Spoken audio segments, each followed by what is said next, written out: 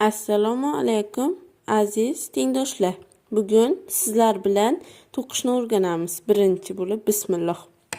Mana uchlik kurchuk kerak bo'ladi. Mana qo'limizga bunday aylantirib olamiz va mana shuni bunday tortamiz. Mana.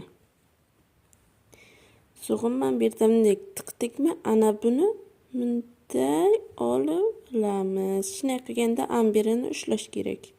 Bunday qo'yib yuboramiz, mana chiqdi. Hosil bo'ldi. Ana endi men bu yerdan bismillah to'qishimiz uchun ana bu qo'l bilan bunisini men bu yerdan bunday ushlash kerak. Kurchukni ana bunday qilib va bunday qilganimizda nakit olganda men bu qo'limiz bilan bunday ushlab olib o'tkazamiz. Mana bitta zanjircha, yana qo'limizni qo'yib yuboramiz, bo'sh tutib. Bunday qilgandan so'ng bunday o'tkazamiz. Ana oson. 2 3 4 5 6 7. Ana endi tengdoshlar o'zimiz mustaqil ravishda mana to'qib oldik. Ana endi buni bunday qilib, mana bu yerdan bunday nakit olganda bunday qo'l bilan ushlab olib, ana bu yerga mana tiqamiz. Bismillah. So'ng mana bu yerdan oldik ichidan va bunday nakit ilib olib, ikkitasidan o'tkazamiz. Nakitli ustuncha yana ikkita qoldi. Yana ikkitasidan o'tkazamiz. Yana nakit ilib olamiz.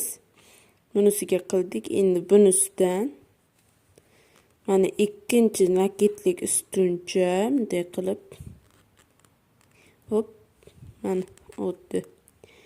Ana endi uchinchi nakitli ustuncha tiqamiz va bunday qilib o'tkazamiz.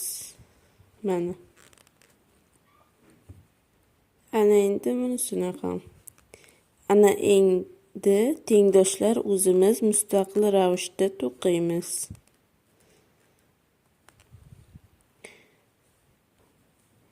Mana aziz tengdoshlar, mustaqil ravishda to'qib bo'ldik nakitli ustunchani.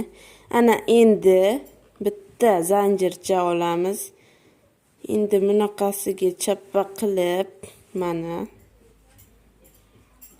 naqsh to'qiymiz. Uning uchun qo'limiz bunday turishi kerak, ambiridan qattiq ushlash kerak. Bunday nakitni olgandan choppa ushlab oladi mana. Ana endi ambag'iga men bu yerdan bunday o'tkazib, ana bu yerdan olamiz. Mana bir.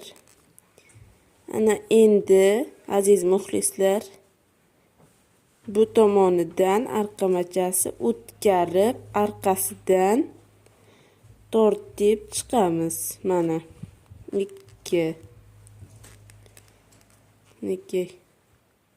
Ana endi ana bu yerdan bitta nakit ilib olamiz va ambiridan bunday tiqib buni olamiz. Mana oldik, 3 ta bo'ldi va o'tkazamiz. 1 2. Mana naqshlar hosil bo'lyapti. Endi bu yerini bunaqasi o'tkazamiz. Mana